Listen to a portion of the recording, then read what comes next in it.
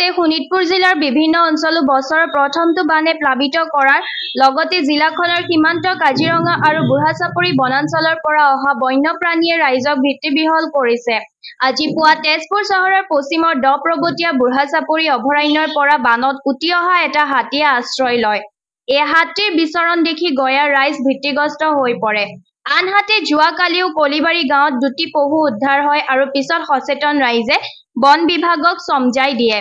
আনহাতে আজি পুনৰ দুটা বনৰীয়া হাতী মাক আৰু পোৱালি কাজিৰঙা সংযোজনৰ পৰা উটি আহি গেৰেকীত আশ্ৰয় লয় আৰু বিকট চিঞৰ মৰা গঞাৰ ৰাইজ ভীতিগ্ৰস্ত হয়।